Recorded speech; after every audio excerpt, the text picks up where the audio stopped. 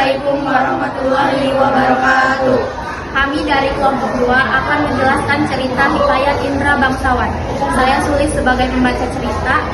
Saya Indri sebagai analisis struktur hikayat. Saya Natasha sebagai unsur intrinsik. Saya Nabi sebagai analisis kebahasaan. Saya Faiz sebagai unsur intrinsik. Hikayat Indra Bangsawan. Tersebutlah perkataan seorang raja yang bernama Indra Bungsu dari negeri Kobat Syahrial. Setelah berapa lama di atas kerajaan, tiada juga beroleh putra. Maka pada suatu hari, ia pun menyuruh orang membaca doa kunut dan sedekah kepada fakir dan miskin. Hatta beberapa lamanya, Tuan Putri Siti Kendi pun hamilah dan bersalin 2 orang putra laki-laki. Adapun yang tua, keluarnya dengan panah dan yang muda dengan pedang.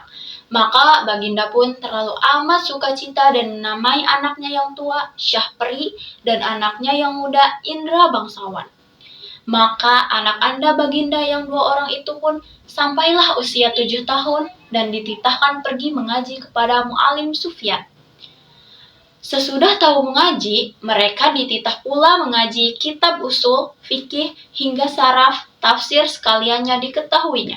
Setelah lamanya, mereka belajar pula ilmu senjata, ilmu hikmat, dan isyarat tipu peperangan.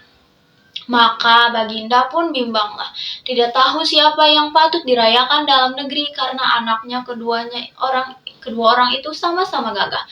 Jikalau Baginda pun mencari muslihat, ia menceritakan kepada kedua anaknya bahwa ia bermimpi bertemu dengan seorang pemuda yang berkata kepadanya, "Barang siapa yang dapat mencari buluh perindu yang dipegangnya ialah yang patut raja di dalam negeri." Setelah mendengar kata-kata Baginda, Syahperi dan Indra Bangsawan pun memohon pergi mencari buluh perindu itu. Mereka masuk hutan, keluar hutan, naik gunung, turun gunung, masuk rimba, keluar rimba, menuju ke arah matahari hidup. Maka datang pada suatu hari, hujan pun turunlah dengan angin ribut, taufan, kelam kabut, gelap gulita, dan tiada kelihatan barang suatu pun. Maka Syahperi dan Indra Bangsawan pun bercerailah. Setelah teduh hujan ribut, mereka pun pergi saling cari-mencari. Tersebutlah pula perkataan Syahperi yang sudah bercerai dengan saudaranya Indra Bangsawan. Maka ia pun menyerahkan dirinya kepada Allah Subhanahu wa Ta'ala dan berjalan dengan sekuat-kuatnya. Beberapa lama di jalan, sampailah ia kepada suatu taman dan bertemu sebuah mahligai. Ia naik ke atas mahligai itu dan melihat sebuah gendang tergantung. Gendang itu dibukanya dan dipukulnya. Tiba-tiba terdengar orang yang melarangnya memukul gendang itu. Lalu diambilnya pisau dan ditorehnya gendang itu. Maka Putri Ratnasari pun keluarlah dari gendang itu. Putri Ratnasari menerangkan bahwa negerinya telah dikalahkan oleh Garuda. Itulah sebabnya ia ditaruh orang tuanya dalam gendang itu dengan suatu cembul. Di dalam cembul yang lain ialah perkakas dan dayang-dayangnya.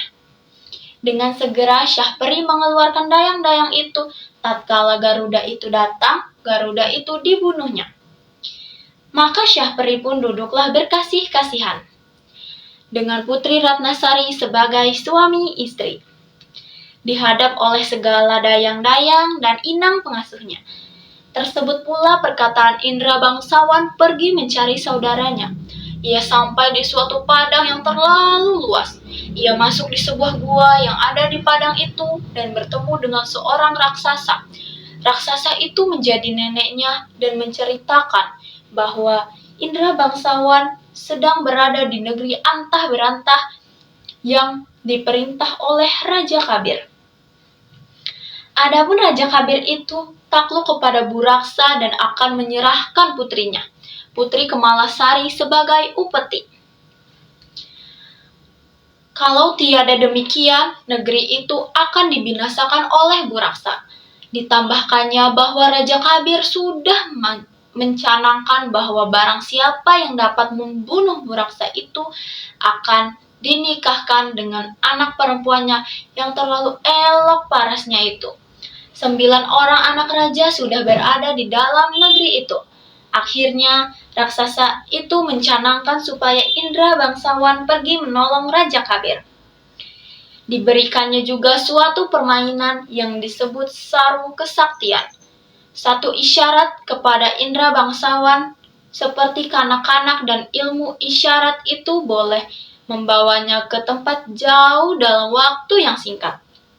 Dengan mengenakan isyarat yang diberikan raksasa itu, sampailah Indra bangsawan di negeri antah berantah. Ia menjadikan dirinya budak-budak berambut keriting. Raja Kabir sangat tertarik kepadanya dan mengambilnya sebagai permainan Putri Kemalasari. Putri Kemalasari juga sangat suka cita melihatnya dan menamainya si hutan. Maka si hutan pun disuruh Putri Kemalasari memelihara kambingnya. Yang 2 ekor itu seekor jantan dan seekor betina. Pada suatu hari, Putri Kemalasari bercerita tentang nasib saudara sepupunya, Putri Ratnasari, yang negerinya sudah dirusakkan oleh Garuda. Diceritakannya juga bahwa Syahperilah yang akan membunuh Garuda itu. Adapun Syahperi itu ada adik kembar, Indra bangsawan namanya. Lalah yang akan membunuh Buraksa itu. Tetapi bilakah gerangan Indra bangsawan baru akan datang, Putri Kemalasari sedih sekali. Si hutan mencoba menghiburnya dengan menyanyikan pertunjukan yang manis. Maka Putri Kemalasari pun tertawalah, dan si hutan juga disayangi oleh Tuan Putri. Hatta berapa lamanya, Putri Kemalasari pun sakit mata. Terlalu sangat.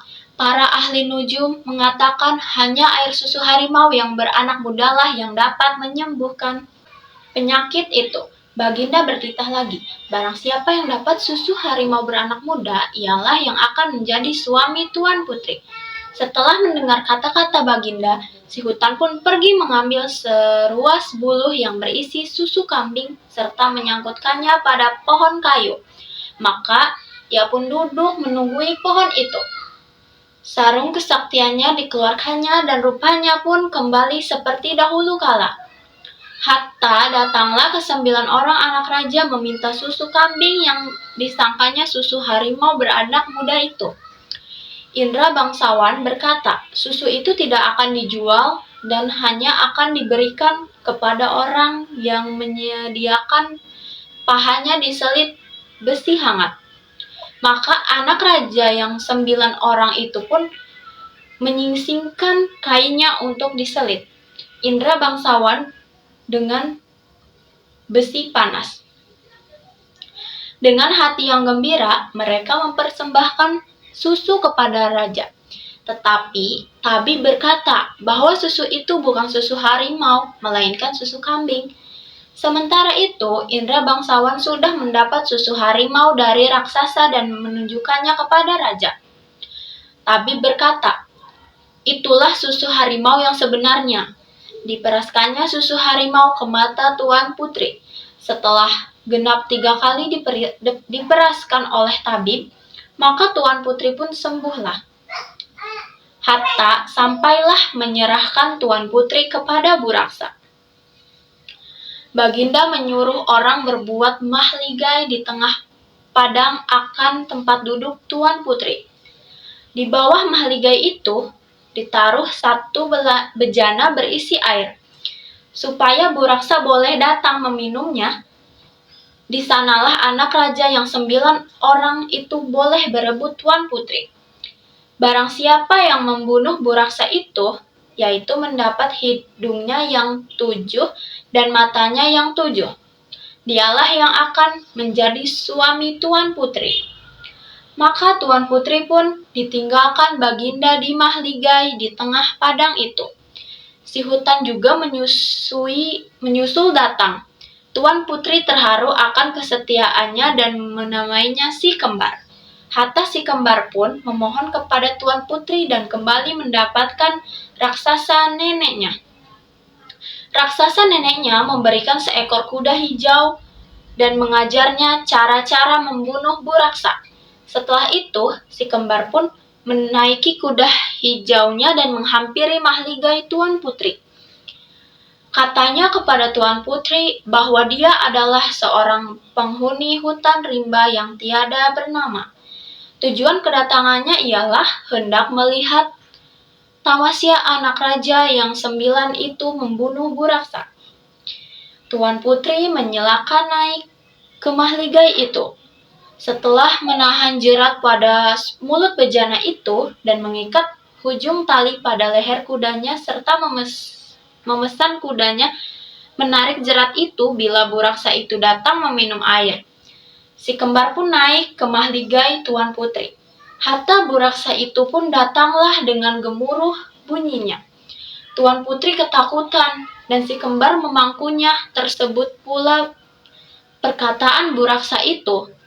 Apabila dilihatnya ada air di dalam mulut bejana itu, maka ia pun minumlah serta dimasukkannya kepalanya ke dalam mulut bejana tempat jerat tertahan itu. Maka kuda hijau si kembar pun menarik tali jerat itu dan Buraksa pun terjeratlah. Si kembar segera datang memarangnya hingga mati serta menghiris hidungnya yang 7 dan matanya yang 7 itu. Setelah itu si kembar pun mengucapkan selamat tinggal kepada Tuan Putri dan gaib dari padang itu. Tuan Putri ternganga-nganga seraya berpikir bahwa orang muda itu pasti adalah Indra bangsawan. Hatta para anak raja pun datanglah. Dilihatnya bahwa Buraksa itu sudah mati, tetapi mata dan hidungnya tiada lagi. Maka mereka pun mengerat telinga, kulit, kepala, jari, tangan, dan kaki Buraksa itu untuk dibawa kepada Baginda. Baginda tidak percaya mereka sudah membunuh Buraksa itu karena tanda-tanda yang dibawa mereka itu bukan alamatnya. Selang berapa lama, si kembar pun datang dengan membawa mata dan hidung Buraksa itu dan diberikan Tuan Putri sebagai istri. Si kembar menolak dengan mengatakan bahwa dia adalah hamba yang hina. Tetapi Tuan Putri menerimanya dengan senang hati. Analisis struktur hikayat Indra bangsawan. Yang pertama, orientasi. Tersebutlah perkataan seorang raja yang bernama Indra Bungsu dari negara Khobar Syarial. Setelah berapa lama di atas kerajaan, tiada juga beroleh putra, maka pada suatu hari ia pun orang membaca doa kunut dan sedekah kepada fakir dan miskin. Hatta beberapa lamanya Tuan Putri Siti Kendi pun hamillah dan bersalin 2 orang putra laki-laki. Adapun yang tua keluarnya dengan panah dan yang muda dengan pedang, maka Baginda pun hamillah dan bersalin dia orang putra laki-laki. Adapun yang tua keluarnya dengan panah dan yang muda dengan pedang, maka Baginda pun terlalu amat suka cita dan menamai anaknya yang bernama Muda Indra bangsawan. Yang kedua, urutan peristiwa. Maka anak Anda Baginda yang kedua orang itu pun sampailah usia 7 tahun dan dititahkan pergi mengaji kepada Mu'alim Sufyan. Sudah tahu mengaji, mereka dititah pula mengaji kitab usul, fikih hingga saraf, itu tafsir sekalinya diketahuinya setelah beberapa lamanya. Mereka belajar pula ilmu senjata, ilmu hikmat, dan isyarat tipu peperangan. Maka Baginda pun bimbanglah dengan tidak mau tahu siapa yang patut dirayakan dalam negeri karena anaknya kedua orang itu sama-sama gagah. Jika Baginda pun mencari, kata-kata Baginda, Sah Peri, dan Indra bangsawan pun bermohon pergi mencari buluh perindu itu. Mereka masuk hutan keluar hutan, naik gunung turun gunung, masuk rimba keluar rimba, menuju ke arah matahari hidup. Maka datang pada suatu hari, hujan pun turunlah dengan angin ribut, taufan, kelam, kabut, gelap gulita, dan tiada kelihatan barang suatu pun. Maka Sah Peri dan Indra bangsawan pun berlarilah setelah teduh hujan ribut. Mereka pun pergi saling cari mencari. Tersebut pula perkataan Sah Peri yang sudah bercerai dengan saudaranya Indra Bangsawan, maka ia pun menyerahkan dirinya kepada Allah Subhanahu wa Ta'ala dan berjalan dengan sekuat-kuatnya. Beberapa lama di jalan sampailah ia kepada suatu teman dan bertemu sebuah mahligai. Yang ketiga, komplikasi. Pada suatu hari, Putri Kemalasari bercerita tentang nasib saudara sepupunya, Putri Ratnasari, yang negerinya sudah dirusakkan oleh Garuda. Diceritakannya juga bahwa Sahperilah yang akan membunuh Garuda itu. Adapun Sahperi itu ada adik kembar Indra Bangsawan, namanya ialah yang akan membunuh Buraksa itu. Tetapi bilakah gerangan Indra Bangsawan baru akan datang? Putri Kemalasari sedih sekali. Si Hutan mencoba menghiburnya dengan menyanyikan pertunjukan yang manis. Maka Putri Kemalasari pun tertawalah dan si Hutan juga makin disayangi oleh Tuan Putri. Hatta berapa lamanya Putri Kemalasari pun sakit mata terlalu sangat. Para ahli nujum mengatakan hanya air susu harimau yang beranak mudahlah yang dapat menyembuhkan penyakit itu. Yang keempat, resolusi. Raja yang 9 orang itu boleh berebut Tuan Putri barang siapa yang membunuh Buraksa itu, yaitu mendapat hidungnya yang 7 dan matanya yang 7. Dialah yang akan menjadi suami Tuan Putri. Maka Tuan Putri pun ditinggalkan Baginda di mahligai di tengah padang itu. Si Hutan juga menyusul datang. Tuan Putri terharu akan kesetiaannya dan menemaninya si kembar. Hatta si kembar pun bermohon kepada Tuan Putri dan kembali mendapatkan rakasa neneknya. Rakasa neneknya memberikan seekor kuda hijau dan mengajarnya cara-cara membunuh Buraksa.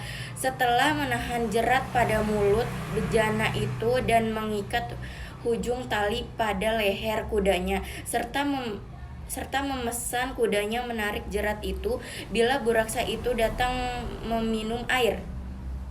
Yang kelima, koda. Maka mereka pun menggerak telinga, kulit, kepala, jari, tangan, dan kaki Buraksa itu untuk dibawa kepada Baginda. Baginda tidak percaya mereka sudah membunuh Buraksa itu, karena tanda-tanda yang ditawa mereka itu bukan alamatnya.